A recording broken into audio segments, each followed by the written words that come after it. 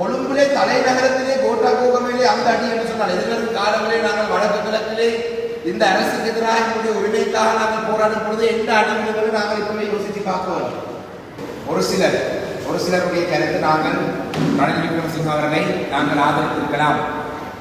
அவ்வாறு நாங்கள் ஆதரித்திருந்தால் இன்று எங்களுடைய இந்த மேசையிலே எங்களுக்கு பக்கத்திலே ஒரு பக்கத்திலே தியானேந்திரன், ஒரு பக்கத்திலே பிள்ளையார், அடுத்த பக்கத்திலே ஹாஃபிஸ் நசீர் அவனை வைத்துதான் நாங்கள் இந்த கூட்டத்தை நடத்த வேண்டியதாக இருக்கிறது.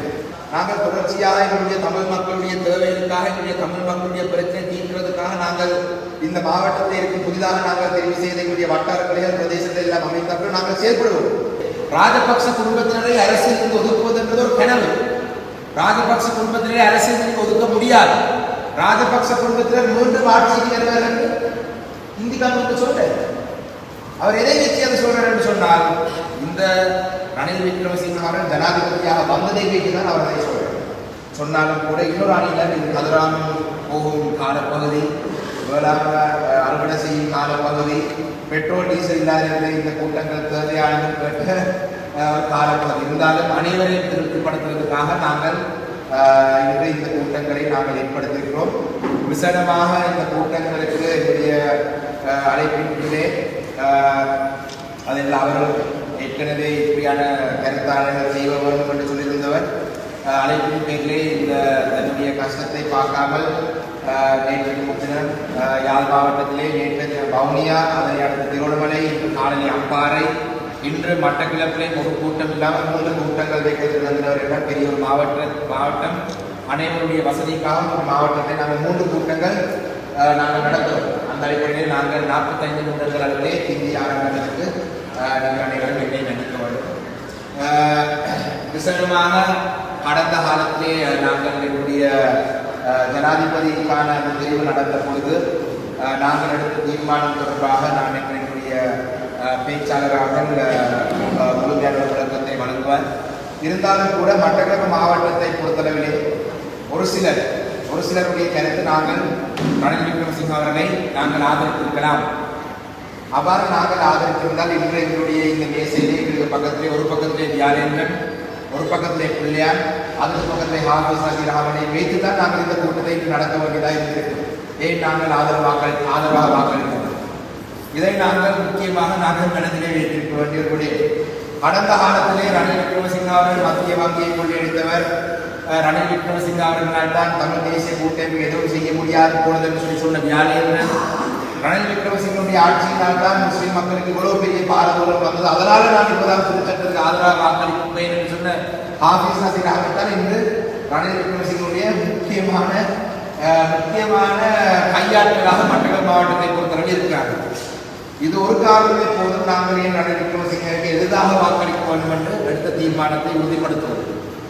அதனை தாண்டி இன்றைக்கு நீங்கள் பார்த்தீங்கன்னு சொன்னால் ரணில் விக்ரமசிங்க பிரதமராக தெரிவு செய்யப்பட்ட அன்று இருந்து நான் சொன்னபடியே 2015ஆம் ஆண்டிலிருந்து 20ஆம் ஆண்டு வரைக்கும் இருந்த ரணில் விக்ரமசிங்க அவர்கள் 2022ஆம் ஆண்டு மே மாதம் 9ஆம் தேதி அளவிலே இருக்கும் ரணில் விக்ரமசிங்கருக்கு என்ன வித்தியாசங்கள் இருக்கு.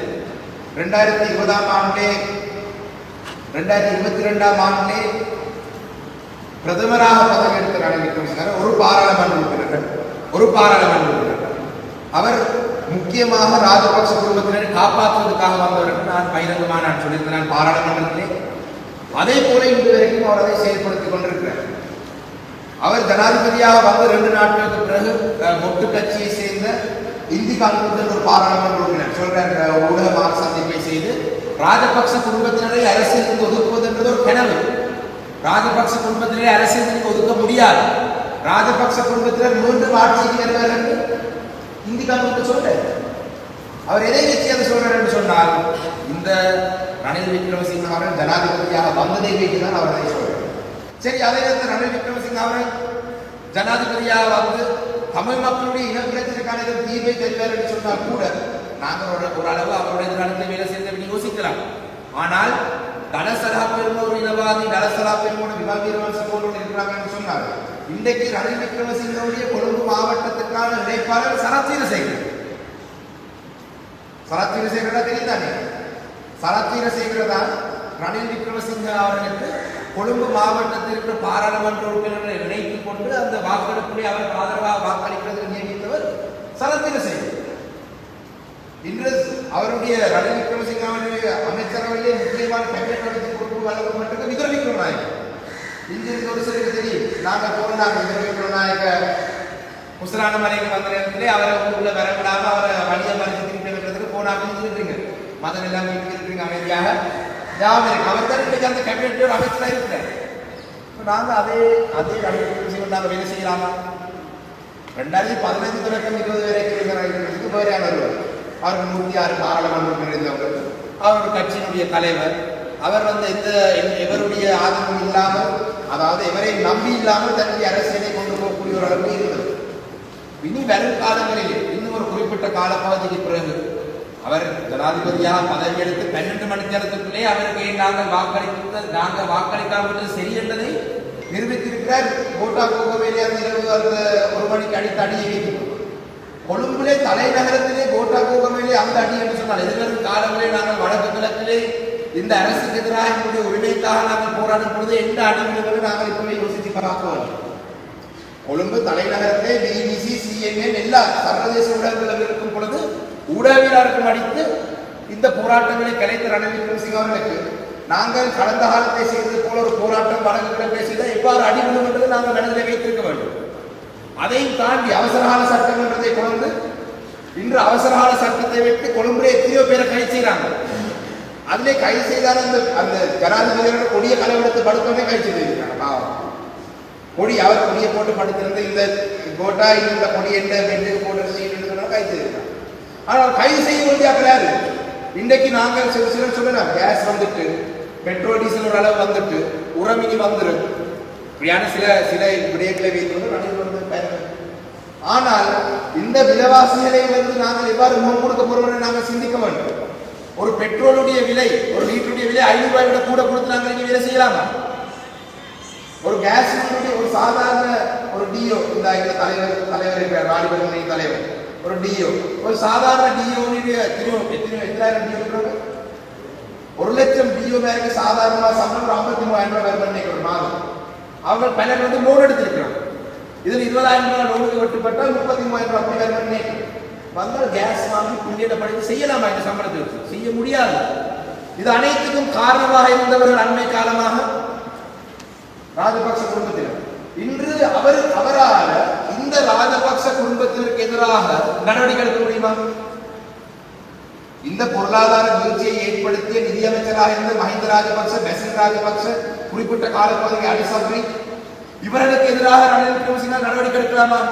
எடுத்தார் என்று சொன்னார் அவருக்கு பாராளுமன்ற பெரும்பான்மை எல்லாம் போய்விடும். சிலர் சொல்லலாம் நிறைவேற்ற அதிகாரம் கொண்ட ஜனாதிபதி தான் இருப்பவர், என்னதுக்கு பாராளுமன்ற பெரும்பான்மைகள் அவசர கால சட்டத்தை அமல்படுத்துவது கூட பாராளுமன்ற அனுமதி வேணும். அப்ப இனி வரும் காலங்களில் சட்டங்கள் இயக்கணும்னு சொன்னா இந்த பாராளுமன்றத்தை அனுமதி வேணும். அப்ப இந்த கொலையை செய்து தமிழ் மக்களையும் சரி இலங்கையில் வாழும் அனைத்து மக்களையும் இந்த இடத்துக்கு பல்லவர்களுக்கு எதிராக இந்த நடவடிக்கை எடுக்கிறார். களவெடுத்த சொத்துக்களை திருப்பி கொடுத்து அதை திருப்பி வித்து போட்டு திருப்பி எங்களை மக்களுக்கு காசு தரணும் செய்ய முடியுமா? செய்ய முடியாது. அப்ப இப்படியான ஒருவரை நாங்கள் எவ்வாறு ஆதரிக்கிறோம்? அதுல என்ன சிலர் சொல்லலாம் இந்த பிரச்சனை இல்லாம ஐயா தமிழாக்களோட பிரச்சனை, தமிழாக்கள் எங்களுடைய அரசியல் கைகூடிய விடுதலை, எங்களுடைய காணிய அபகரிப்பு, எங்களுடைய காணாமாக்கப்பட்டவர்களுக்கான விசாரணை, எங்களுடைய அரசியல் தீர்வு, இந்த விஷயங்கள் தான் தரவணும். நீங்க நினைக்கிறீங்களா ஒட்டு கட்சியினுடைய பெரும்பான்மை வச்சுக்கொண்டு இதில் ஏதாவது ஒரு செய்யறவங்க ஒரு வேலை சில நேரம் ரஞ்சன் ராமநாயக்கா விடுதலை செய்யக்கூட அதை மறைக்கிறதுக்கு இதே ஒரு விஷயமாக செய்யக்கூடிய வாய்ப்பு இருக்கலாம். ஆனால் தமிழ் மக்களுடைய நலனுக்காக இந்த ஜனாதிபதியாக செயல்படுவது தற்பொழுது இருக்கும் நிலவரத்தை வைத்து பார்க்கும் பொழுது செயல்பட முடியாதுங்கிறது என்னுடைய நம்பிக்கை. நாங்கள் மட்டக்களப்பு மாவட்டத்தை பொறுத்தளவில் நாங்கள் தொடர்ச்சியாக எங்களுடைய தமிழ் மக்களுடைய தேவைகளுக்காக எங்களுடைய தமிழ் மக்களுடைய பிரச்சனை தீர்க்கிறதுக்காக நாங்கள் இந்த மாவட்டத்தை இருக்கும் புதிதாக நாங்கள் தெரிவு செய்த எங்களுடைய வட்டாரங்களில் பிரதேசத்தில் எல்லாம் அமைத்தார்கள் நாங்கள் செயல்படுவோம். தமிழ் மக்களுடைய தேவைகளுக்காக எங்களுடைய தமிழ் மக்களுடைய பிரச்சனை தீர்க்கிறதுக்காக நாங்கள் இந்த மாவட்டத்தை இருக்கும் புதிதாக நாங்கள் தெரிவு செய்த எங்களுடைய வட்டாரங்களில் பிரதேசத்தில் எல்லாம் அமைத்தார்கள் நாங்கள் செயல்படுவோம். ஆனால் இன்று 2 வகையாக நாங்கள் செயல்படலாம். ஒன்று, இதனை சொல்லி நான் முடித்துக் கொண்டேன், 2 வகையாக செயல்படலாம். ஒன்று,